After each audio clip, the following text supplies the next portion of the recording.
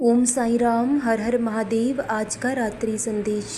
परमात्मा को अपना सबसे करीबी दोस्त बना लीजिए, क्योंकि वो हमारा तब भी साथ देते हैं जब पूरी दुनिया हमारा साथ छोड़ देती है। ईश्वर के अनेक रूप हैं, लेकिन उनके लिए हर जीव एक समान है।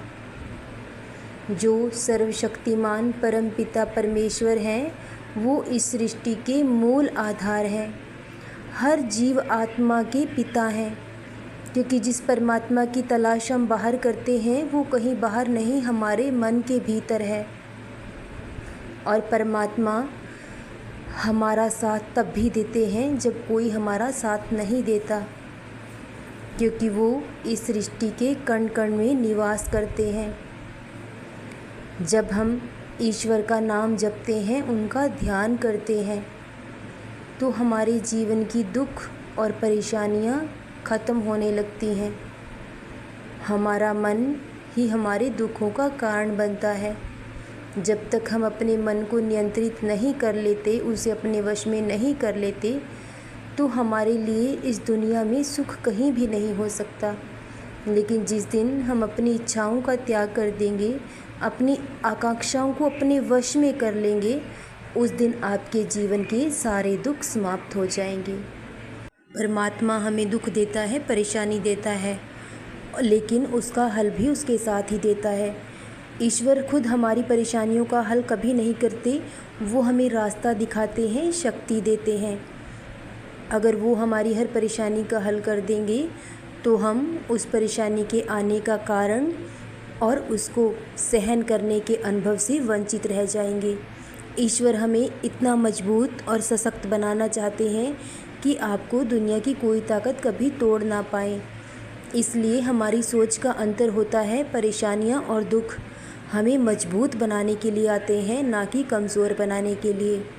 और हमारे जीवन का सही उद्देश्य है उस ईश्वर को पाना। हमें मनुष्य जन्म इसीलिए मिला है ताकि हम उस ईश्वर को, उस परमात्मा को पा सकें। मनुष्य का जीवन ही एक ऐसा है जिसमें हम उस परम पिता परमेश्वर को पा सकते हैं। वो कहीं बाहर नहीं, हमारे मन के भीतर हैं। हमें इस मोह माया को छोड़कर अपने आप में ही, अपनी अंतर आत्मा में ही लीन होना होगा। तब हमें उस परमात्मा का दर्शन हो सकता है। शारीरिक सुख से ज़्यादा आत्मिक सुख ही अहम है।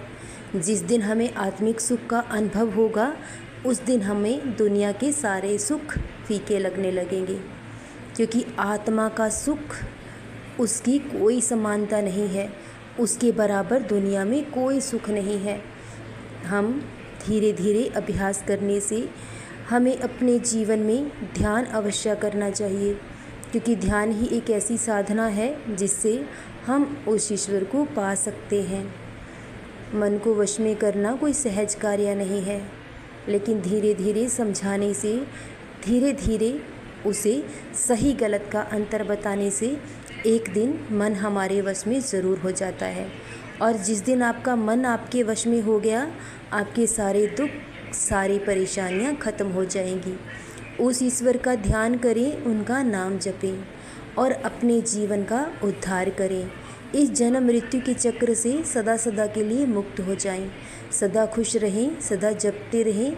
ओम साई राम, हर हर महादेव। शुभ रात्रि मेरे बच्चों।